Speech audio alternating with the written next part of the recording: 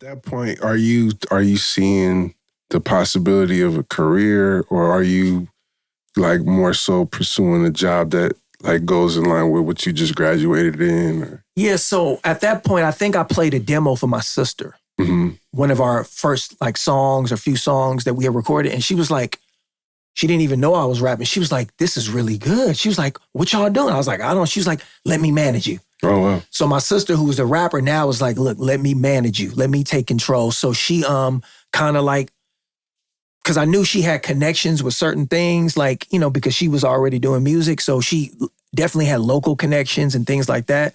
And she was just basically like, let me manage you. And she connected us with another guy who knew how to burn CDs, which was a big deal back then. You know, like if somebody could burn a CD, it was like, what? You know how to make CDs?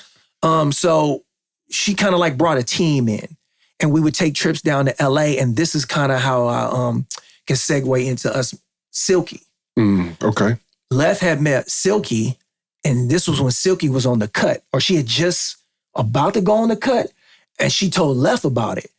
And Silky was already kind of making noise because I think she was doing stuff with what's the group? The dude that was on the cut with G-Nut. Yeah. G-Nut. Remember them? They had a group together. So Silky was already kind of making moves. I think she was performing at showcases at Jeffries and stuff like that. And Silky put us on game about the cut, and she had already made it. It wasn't on TV yet. You know the cut, the MTV right. The cut. Mm-hmm. Which was like American Idol before American Idol was on MTV. So she told us about it. So my sister was like, okay, you had to go to LA to audition. And she was like, or you send your demo in and they'll let you know the time to audition. So we sent our demo in, I think. They told us, come on down to audition. So it was a big deal for us. So we all, and at this time we had formed a group. You know, we had said, okay, we're going to call ourselves the Frontline. It was 3 of us.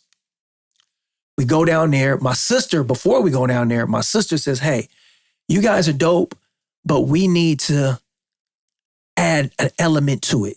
And at that time, the Fugees was popping. She was just like, why don't we bring Shima in? Shima, who would eventually be on Mac Mall's song. She was like, yo, Shima has a dope voice. Why don't we put her on a song? What year was this? 98. Okay, wow.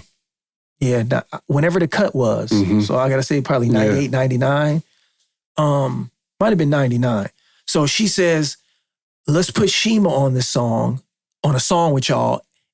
I think it'll go over better with MTV. So we did it. And then MTV, we auditioned. We didn't think we did well. They were just like, okay, well, thanks for auditioning. We was like, all right, well, damn, that was it.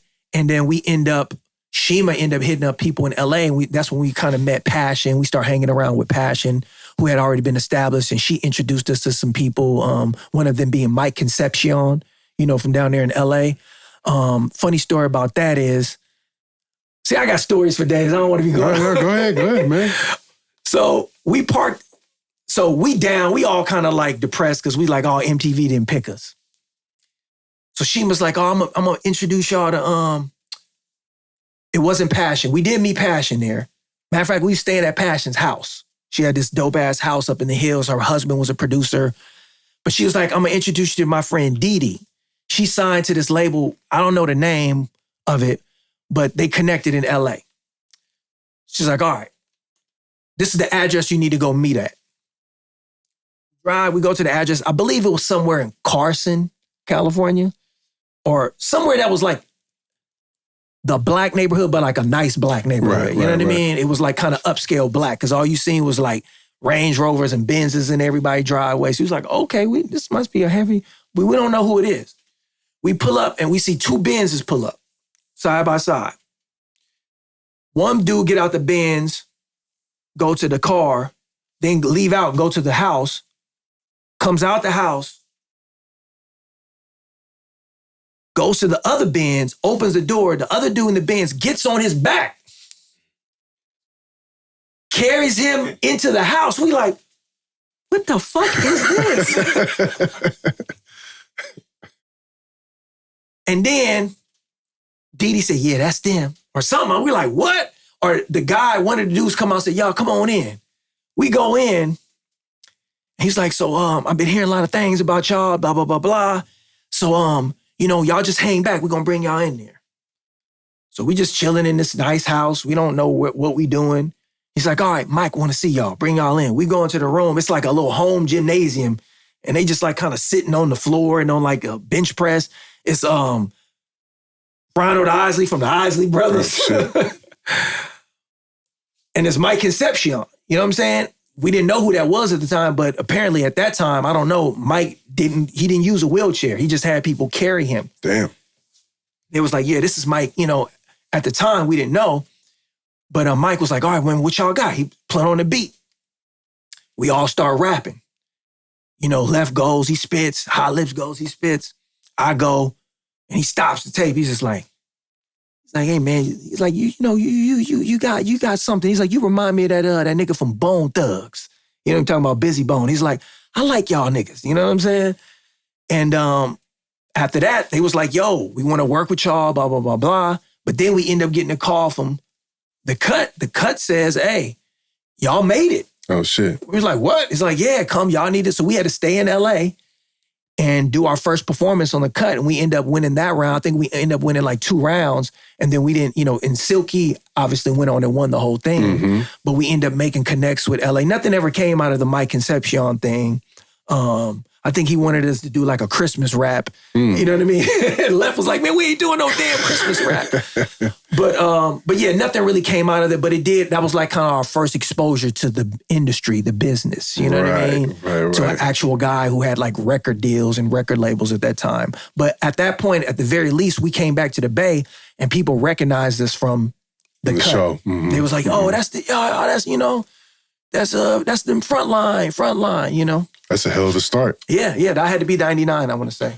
So what was the plan to go the traditional Bay Area route of, all right, let's make a record and press it up and go juke it out the trunk? Or was it, oh, we got to get with a some type of label situation? Honestly, it was both. Uh-huh. I think because we did understand the Bay Area out the trunk stuff. So the first thing we did, we knew, we're going to make a demo. But as we were making more songs, we kind of understood. We understood the out the trunk mentality. We understood the independent hustle. So we kind of were doing both. We were going down to LA, meeting, rapping in front of anybody who we could. And then we also were like, we're making an independent album. During that time, I want to say around that time is when the battle rap stuff kind of started happening too. Okay.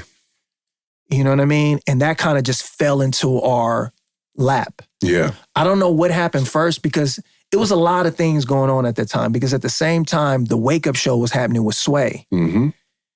So I want to say maybe that happened first. And then Sway was,